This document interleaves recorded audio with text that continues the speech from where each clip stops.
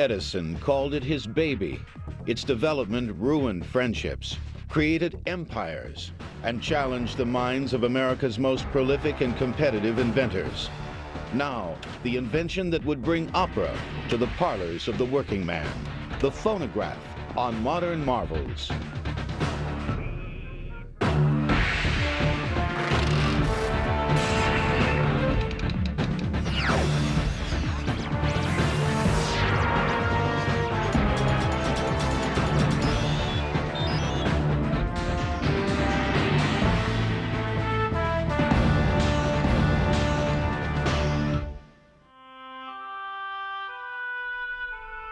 Milan, Ohio, 1847.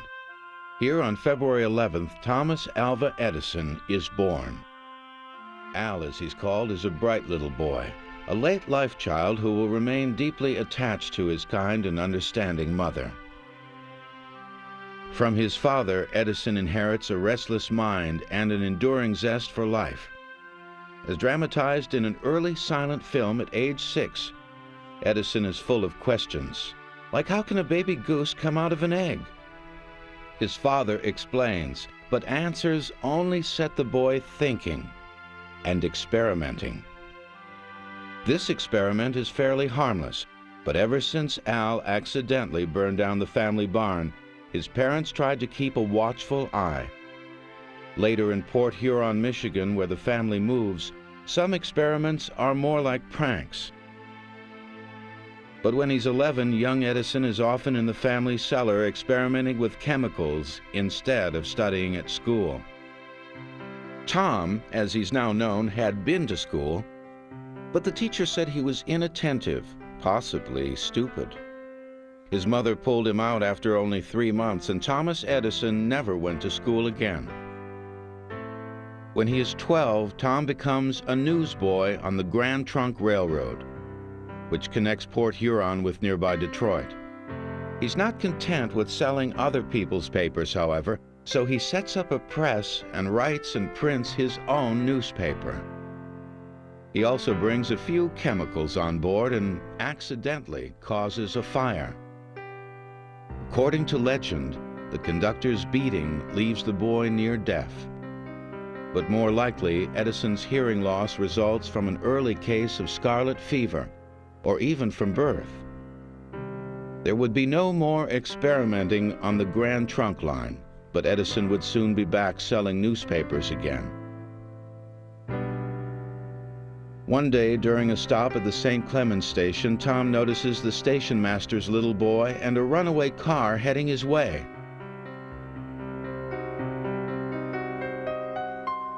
As a reward, the boy's father offers to teach Tom telegraphy, unaware that he's been studying the subject and even built a few telegraphic instruments on his own. Tom eagerly accepts the offer and begins hands-on training. It will prove to be the first and possibly the most important decision in his life.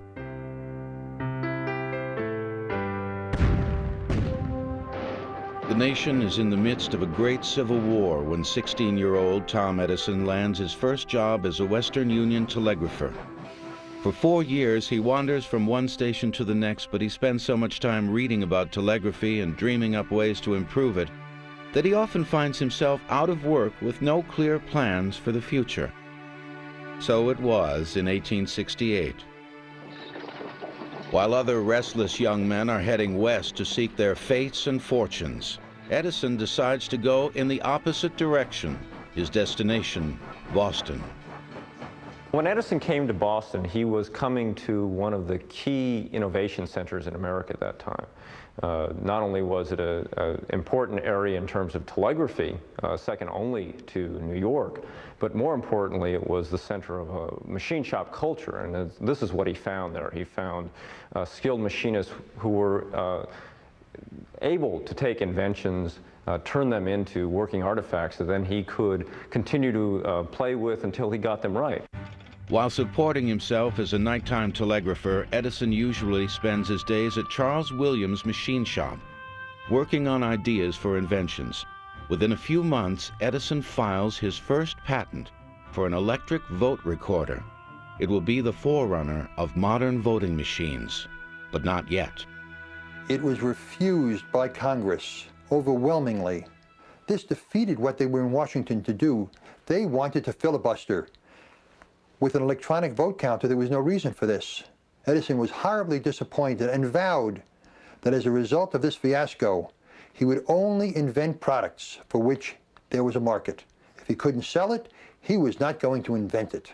Penniless, but optimistic as always, Edison informs fellow telegraphers that he is now a full-time inventor, and he heads for New York, where he hooks up with the noted electrical engineer Frank Polk.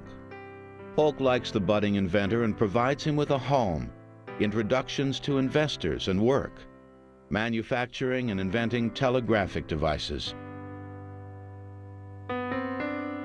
The first invention that really pays off is a stock printer that will revolutionize Wall Street.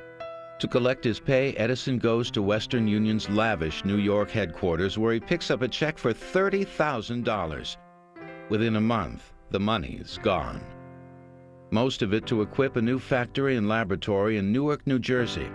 It's a big operation, and overseeing it all is 24-year-old Thomas Alva Edison. Before long, there's another big change. On Christmas Day, 1871, Edison marries Mary Stilwell, a pretty young woman known for her fetching figure and her friendly disposition. After a brief honeymoon, Mary tries to become a proper 19th century housewife, while her husband eagerly returns to his lab and his first true love, working up inventions. When he is not yet 30, Edison has a steady income and a measure of fame, but he feels restless. And in 1876, he decides to move 12 miles south to a quiet country place called Menlo Park.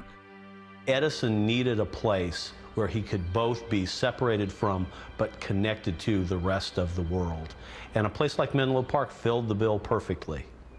He was setting himself up not as a manufacturer, but as a professional change maker, making a living as an inventor. In Menlo Park, Edison buys a large house for his family, which now includes a daughter and son, Marion and Tom Jr., who the former telegrapher nicknames Dot and Dash. For the single men, there's a boarding house. Just a few steps away is the office and library. And just beyond that is the laboratory, the heart of Edison's small communal village. With generous financing, mostly from Western Union, and with the best supplies and tools at hand, Edison and his team set to work on several projects in the summer of 1876. One is a repeating telegraph, a device to record an incoming message on a disc, then repeat it to the next station down the line. At the same time, Edison's also working on a new transmitter for the telephone, recently invented by Alexander Graham Bell. Somewhat envious because Bell invented the telephone before he could, Edison now wants to solve Bell's main problem. The voices can barely be heard. On the night of July 18, 1877, while Edison and his boys are in the lab testing a diaphragm from the telephone transmitter, Edison makes a momentous discovery. He was playing in the laboratory one night, and as they were playing with the diaphragm, he put his finger under it and realized that there was enough movement there that he might be able to cause an impression in a piece of wax paper or something else that would allow him to, in a sense, repeat the message, to play it, once it was recorded, to play it back so it could continue over the line.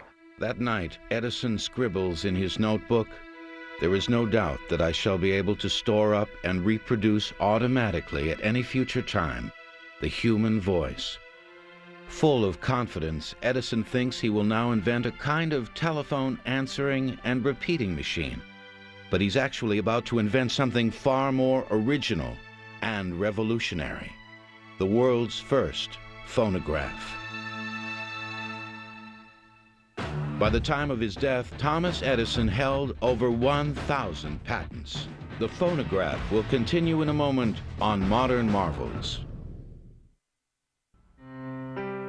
The path from idea to invention is rarely straight or smooth, even at Thomas Edison's invention factory in 1877. When Edison starts thinking about a phonograph, he knows that he won't be the first to record sound. A Frenchman named Léon Scott de Martinby had already done that 20 years before on a machine he called the phonograph. What Edison doesn't know, however, is that another Frenchman, Charles Cros, had recently written a paper describing a way to play back sound as well as record it.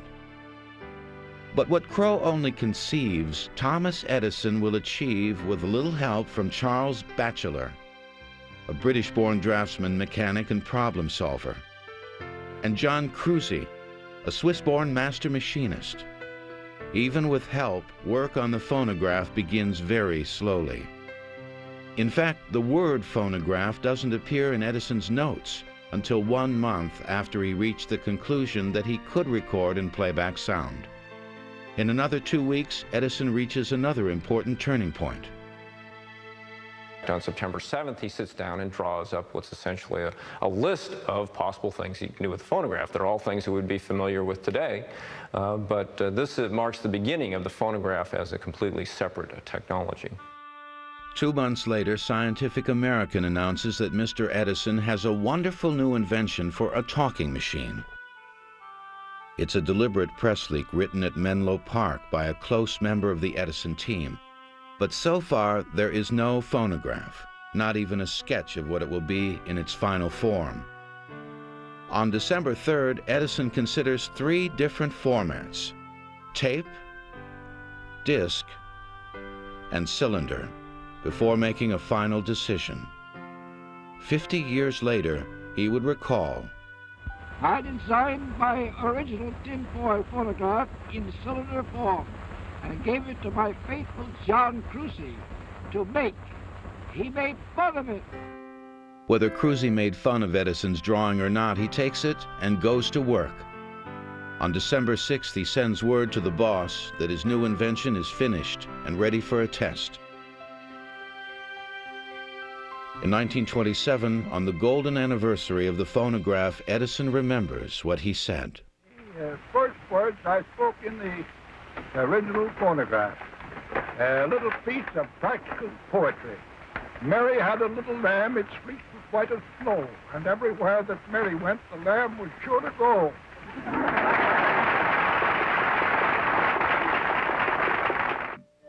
To everyone's surprise, Edison's words came back just as he'd spoken them on the very first try. Edison later said he was never so taken aback in all his life, but for now, he can't wait to spread the news. On the very next day, Edison takes the phonograph to the New York office of Scientific American for the first public premiere. The event is a sensation. I mean, if you read the articles in Scientific American, for example, that announce the discovery of the phonograph, you're struck over and over and over again by the amazement. All of a sudden, you can record your voice and play it back at any time, now, 50 years from now, a century from now. They were astounded by being able to do that, but they were also astounded by something else, that the apparatus was so basically simple. Edison's tinfoil phonograph is mechanically very simple, and its operation is quite easy to understand. To make a recording, a person speaks into a horn which directs sound waves towards a thin metal diaphragm. When the sound waves strike the diaphragm, they cause it to vibrate. And as the diaphragm vibrates, it also vibrates an attached needle. As the cylinder rotates, the needle makes indentations in a thin piece of tinfoil. To play back the recording, the process is simply reversed, in this case using a separate diaphragm and needle. By following the indentations, the needle and diaphragm vibrate, sending the same sound waves back again. Although the phonograph is very simple, at first many people think it must be magic. It isn't long before Edison has a new title: the Wizard of Menlo Park. He's an international celebrity, and everyone wants to see and hear his magical machine. In April, the Wizard takes a new demonstration model to Washington to show members of Congress and the Patents Committee. Later that night, he's invited to come to the White House. President Hayes is so thrilled with Edison's invention that he wakes up his wife so she too can record and listen to her voice. It's 3:30 in the morning before the First Lady bids Edison good night. Before leaving Washington, Edison has his image and his phonographs taken at the studios of noted Civil War photographer Matthew Brady. A second photo is taken. The man on the left is Uriah Painter, one of a group of investors who buy the rights to exhibit Edison's machine. By the summer of 1878, however, public interest in the phonograph is fading, and so is Edison's. In October, he suddenly abandons all work on the one invention that he will always call his baby. I think it's very interesting because it was more his baby than his own kids who were his babies at the time. He spent more time with his baby machine than he did with his baby kids, all of them, 3 of them at the time. And he nurtured that to a certain point, like you would with a real baby. And then just like he did with his own kids, he totally turned his back on it because he got bored. He wanted to do something different and exercise his imagination more creatively. Edison's new passion is electricity, and inventing the incandescent light bulb and bringing light to people's homes and streets and industries will be his consuming passion for almost 10 years. Then, in 1881, after 3 years as a virtual orphan, Edison's baby is taken in by Alexander Graham Bell. Well, Alexander Graham Bell, when he heard about the phonograph, was astounded that he hadn't thought of it. So after Edison had given it up, Gardner Hubbard, who was one of the leading principals of the Edison-speaking phonograph company and also Bell's father-in-law, pushed him into working on this device and trying to make it a practical instrument so that, in fact, they could exploit it. With prize money awarded by the French government, Bell sets up a new lab in Washington. He assigns the task for improving Edison's phonograph to his cousin, Chester Bell, a chemist, and Charles Tainter, a scientist and instrument maker. Working in secret, Tainter and Bell produce the graphophone. One key improvement is that the recording surface is wax-covered cardboard instead of tinfoil, which could only be played 2 or 3 times. The hand crank is also gone, replaced by a motor typically driven by a foot treadle. Recognizing that the graphophone is really a set of improvements on Edison's invention, Bell suggests that they pool their patents and join forces. Edison is furious. He says, "Under no circumstances will I do business with Alexander Graham Bell or his pirates." Instead, he resolves to rescue his baby and make a new and better phonograph. And most important, a finely engineered machine that will bear the name of the original inventor, the wizard, Thomas Alva Edison. Edison's product name prevailed where his invention did not. The name phonograph referred only to his cylinder recording device, but Americans quickly adopted it as the name for all record players. The phonograph will continue in a moment on Modern Marvels.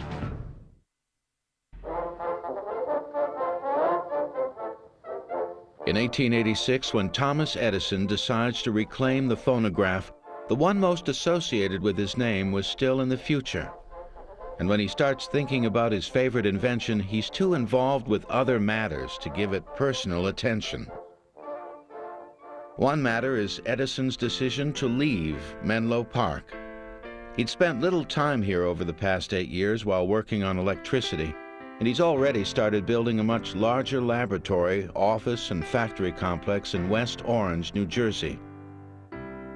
Another matter is that Edison has recently taken a new wife, 20-year-old Mina Miller. His reason for remarrying is not divorce. His first wife, Mary, had suddenly died from a brain tumor almost 2 years before at age 29. Unlike Mary, Mina comes from a distinguished and wealthy family. So when the couple move into Glenmont, their elegant new estate in West Orange, Mina is as prepared as she can be to become the wife of a famous, if often neglectful, husband. On his honeymoon, Edison scribbles a few ideas about improving the phonograph. But since he's still deeply involved with electrical concerns, he hands responsibility for the phonograph to others, especially Ezra Gilliland, an old telegrapher buddy, fellow inventor, employee, and the closest friend Edison would ever have. You know, they were known as Damon and Pythias. That's how close they really were. and they grew up together, and they were friends in young adulthood, and Gilliland helped introduce Edison to his second wife, which is a very crucial thing. In fact, Edison and Gilliland were so close, they built side-by-side winter homes in Fort Myers, Florida. Edison drew up the plans. But to Gilliland's dismay, after working on the phonograph off and on for more than a year, in late 1887, Edison suddenly decides that he's taking control. While his friend quietly seethes, Edison throws himself full force into perfecting his baby. One reason for his decision is that the Bell-Tainter graphophone has recently been introduced as a dictating machine, and getting the kind of press that Edison loves. He knows the time to catch up is now or never. Catching up requires a massive effort and 8 long months. But on June 16, 1888, after a legendary final 72 hours of work, the perfected phonograph is finished. At 5:30 that morning, according to legend, he has this picture taken. It's the most famous photo of Thomas Edison, but what a different image from the young inventor of 10 years before. Edison undoubtedly does feel weary, but the pose is calculated to present a new image. Mr. Edison as the Napoleon of invention. He likes the image so well he hangs a color version in his office. And what has this Napoleon achieved? The recording surface is now a wax cylinder instead of tinfoil, an idea stolen from Bell and Tainter. But Edison has a far better compound, and the wax can be shaved and reused hundreds of times. With the work of invention finished, Edison sells rights to exploit the phonograph for $500,000. He asks his trusted friend Ezra Gilliland to handle negotiations. It's a fateful decision, because Gilliland negotiates a secret deal with the buyer, allowing him to collect $250,000, half of what Edison will get. When Edison learns of this secret agreement, he feels utterly betrayed. The friendship is over. While deeply hurt, Edison is resilient and optimistic about the future. He gears up to produce 200 phonographs a day. He thinks his invention will be mainly used as a dictating machine in offices. But his first big order is for something less practical: tiny phonographs for talking dolls.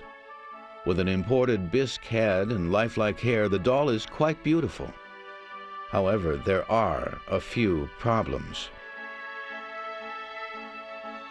The mechanism was really too fragile to be used inside a child's toy. The records were very soft, made of a brown wax material. Any kind of bumping or jarring would break the record, and the records were not replaceable by the doll owner. In addition, the sharp stylus that was used on the record would only allow 1, 2, 3 plays perhaps maximum before the stylus actually cut through the record and made the record unusable. Another problem is the quality of the recordings. Edison would later say that he found the voices of the little monsters exceedingly unpleasant to hear.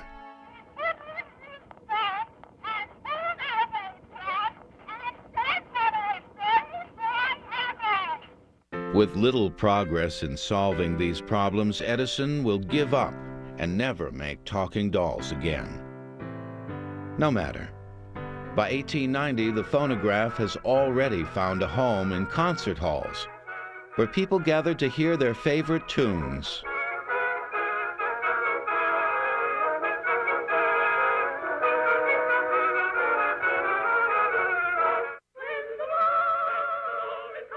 Sing-alongs were also popular.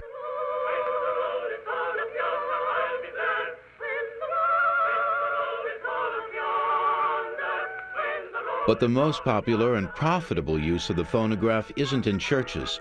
It's in phonograph parlors and penny arcades, in hotel lobbies and train stations. By dropping a nickel into the slot and using the listening tubes, people can hear a rousing Sousa march, a Stephen Foster song, or a bit of 19th century humor. Oh, you lucky devil, where did you get that girl? Tell me on the level, have you ever kissed her? If she has a sister, lead me, cheap. The popularity of coin and slot phonographs keeps Edison's factory humming.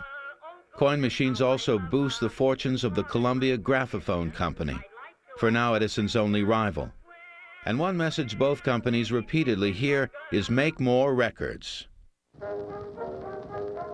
The phonograph creates thousands of new jobs and gives birth to a new industry, music recording.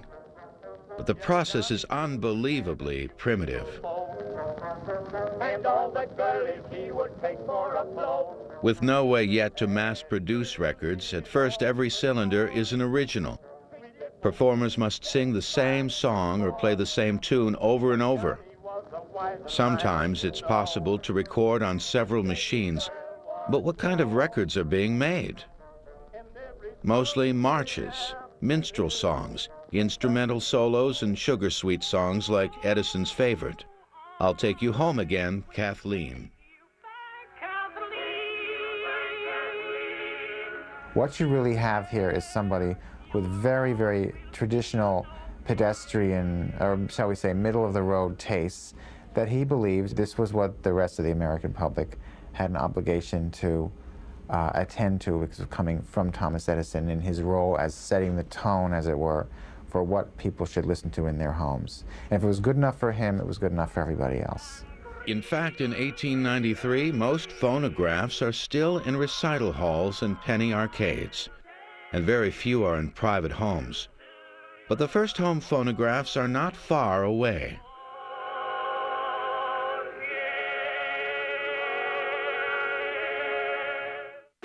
In the late 1890s, phonograph parlors in Paris featured request desks, where a customer spoke a request into a tube, and the disc jockey on the floor below played the song into that particular customer's ear tube. The phonograph will continue in a moment on Modern Marvels.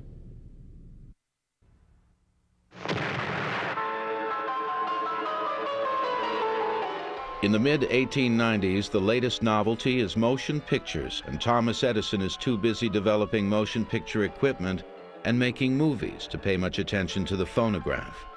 But revolutionary changes are underway. One is that Columbia introduces the first graphophone designed for the home market. And what makes this machine possible is a new spring motor that results in a relatively lightweight and affordable machine, priced at $75. Shocked into action, it takes Edison 2 years to come up with his first home phonograph, a superior machine priced at only $40. 2 years later, there's the Edison standard phonograph at half the price. Then the very next year, Edison brings out the Gem. At only $10, it's the least expensive phonograph. But by the time Edison gets into the home market, there's a completely new competitor, the Berliner gramophone, the world's first disc record player. The creator is a young German immigrant, Emil Berliner. In 1877, Berliner invented a telephone transmitter which is sold to Alexander Graham Bell, and 10 years later he filed his first patents on the disc record player. Like most patent models, the first machine was rather crude, but it already had one big advantage. It was relatively easy to mass-produce flat disc records, and Berliner came up with a novel way to do it. There was a button manufacturing facility called the Duranoid Plastics Company, and they stamped out buttons of various sizes. And my grandfather said, why not press disc records on a button machine? And so he did eventually. 2 years after the invention, he began pressing records, and they were 5-inch discs. And interestingly, the compact disc that's so popular today is also a 5-inch disc. By the late 1890s, Berliner has a better way of duplicating records, and his gramophone has a fine new spring motor. But in 1901, after surviving an exhausting patent suit, Berliner decides to sell all his assets to Eldridge Johnson, the man who made his new motor. Along with Berliner's patents, Johnson gets an incredible bonus: U.S. and Canadian rights to a painting titled His Master's Voice, which Berliner had bought in England 1 year before. Ironically, the machine in the original painting was a phonograph. The artist had offered it to Edison's British company, but they saw no sense or value in it. So for about $250, the artist simply painted a Berliner machine on top of Edison's. And now, Eldridge Johnson owns a trademark that will soon become the most famous trademark in the world. As the 20th century opens, Edison is riding his own wave of success. He's now in control of selling as well as producing his phonographs and records. Sales are up to more than $1 million a year, and the first golden age of the phonograph is underway. Thanks to long years of research by his team, Edison can now mass-produce records. They're called gold cylinders because the process involves electroplating gold onto a wax master. In the coming years, Edison's company continues to develop better and longer playing cylinders. From the very inception of Edison's business career, he believed if he was going to produce a product, it had to be the best. From the very beginning, he was very proud of the name Edison. He put the name Edison on all of his products. And he felt if his name was on the product, the quality must be there.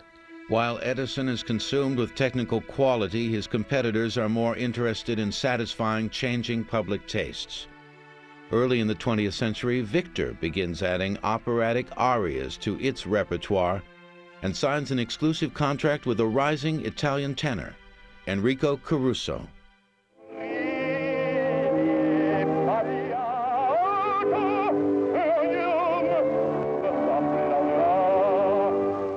In 1906, the Victor Company makes another radical change. In the early 1900s, all of the phonographs had an external horn. It was a very large, very cumbersome, unwieldy affair. And housewives objected, number one, to the looks of these horns, number two, of the fact that they protruded into the room and people constantly bumped into them, and number three, they were horrible dust collectors. The Victor Talking Machine Company heard this complaint, and they addressed it. They took the horn from outside the phonograph cabinet and placed it within the cabinet. So now it became part of a piece of furniture. We now had the first home entertainment system, the phonograph, the internal horn, and storage area for records. Although priced at $200, the Victrola is an instant hit with housewives and their husbands, and Edison has to respond. His answer is the Amberola, a very handsome machine, also $200. But it plays cylinders, and by 1910, when the first Amberolas go on sale, cylinders are on their way out, even if Mr. Edison doesn't approve. Eventually, there's a greater and greater demand for discs. Although he believes that the recording technology of cylinder is superior, discs have a lot of advantages. They're easier to use, they're easier to store, and so Edison, in fact, has to go and invent his own disc record. To do so, Edison will be spending less time at home with his wife, Mina, and more time at the lab, where his team has already begun work developing a disc machine and record. When Edison throws himself into the project, he often works around the clock. During the week of September 10th, for example, he puts in 111 hours and 48 minutes. A pretty heavy load when you consider that Thomas Edison is now 65 years old. As always, Edison's main interest is in the quality of the sound. But since he's deaf in one ear and can barely hear out of the other, judging sound quality poses quite a problem. Edison's solution is to sink his teeth into wood so that the sound can vibrate through his skull to his inner ear. In fact, the marks on the framework of this disc phonograph test model were made by Edison's teeth.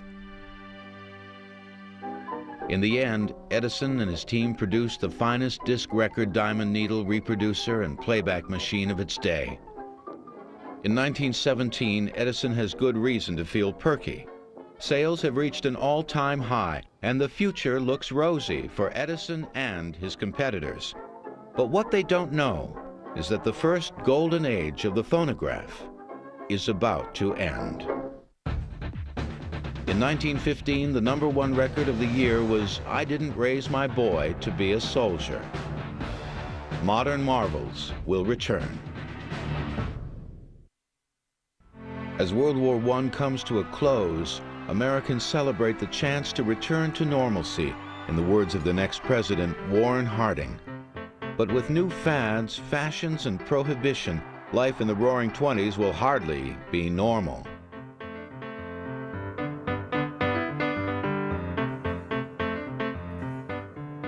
Harding's successor, Calvin Coolidge, declares that the business of America is business, and Henry Ford agrees, rolling out a new Model T every 10 seconds. The energy of the '20s is set to a new rhythm, jazz. Beginning unsegregated race records, African-American artists like Louis Armstrong are creating a new American art form. Jazz records begin to cross the color line, and the phonograph begins to bridge black and white America. Americans are on a spending spree, and there's a tempting new product. Radio technology had been around for decades, but in 1920, radio becomes a consumer product, and broadcast stations pop up all over the country. Thomas Edison's reaction? He hates radio. For Edison, the technology was the key, the best quality sound. That is why he resisted discs for so long, and it's also why he resisted radio. The sound quality was so bad that he thought, in fact, it would be harmful to the phonograph, especially since a lot of the early programming was playing recordings. So here was something that was, in fact, diminishing the quality that he had spent so many years developing. Despite tempting ads, phonograph sales plummet. While Edison declares radio is a fad, his son Charles disagrees. One of Edison's two sons with his second wife, Charles had been working for his father for several years. Now, he's the acting head, and he argues that the company should start making radios like Victor and other competitors. His father responds with a resounding no. Every single action that Charles Edison took in the purported role as head of this company, his father had to sign off on it. And he ended up writing a memoir called Out of the Shadow, which really explains this relationship having to do with domination versus emancipation, a classic father-son struggle. The struggle continues and becomes more heated after 1925, when electronic recording is introduced. While Charles worries about the future, Edison is out and about soaking up praise as the great inventor and the most famous man in America. He also enjoys well-publicized camping trips with his pals, Henry Ford and tire magnate Harvey Firestone.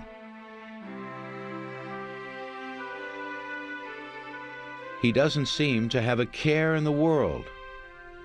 Whenever Charles can get his father's ear, he continues asking if he can get into radio. In 1928, Edison finally gives in, saying, "I'm telling you, it's no good. But if you want to be a damn fool, go ahead." By 1928, radio sales have jumped to more than $500 million a year, and phonograph sales are still falling. When Charles brings out the first Edison radio in January 1929, he has little hope that it will save the Edison Phonograph Company. 9 months later, while Edison is in Dearborn, Michigan with President Hoover for the 50th anniversary of the electric light bulb, Charles is in West Orange preparing layoff notices.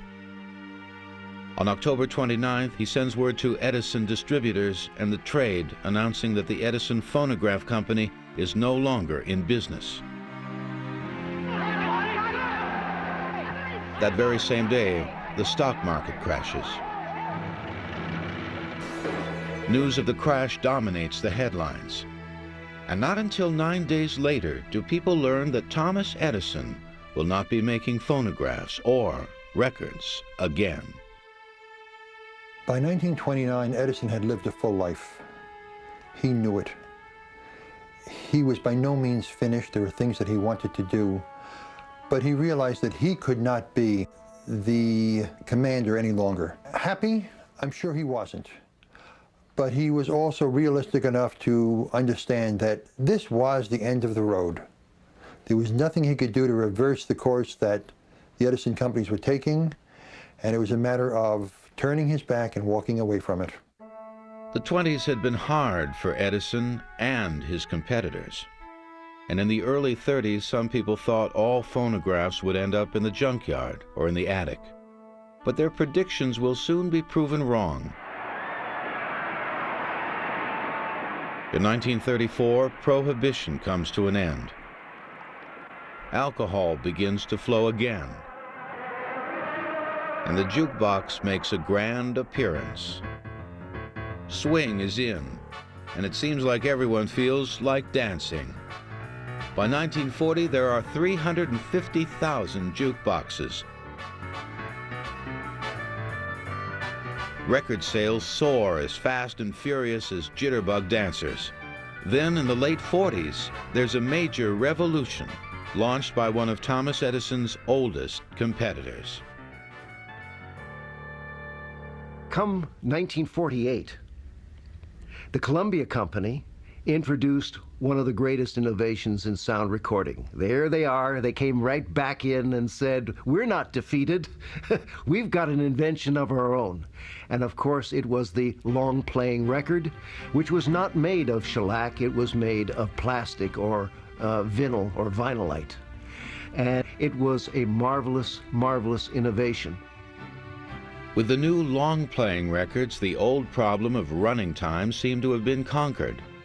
Listeners could now enjoy more than 20 minutes of music on each side. But the LP, which runs at 33 1/3 revolutions per minute, soon has competition. The 45 RPM single introduced by RCA, which had absorbed Victor during the troubled 20s. Each of the problems Edison had struggled with were being solved, culminating in the late 1950s with a new level of recorded realism, stereophonic sound. Then in 1982, after more than 100 years of continual incremental improvements on Edison's phonograph, a truly new recording technology appears, the digital compact disc.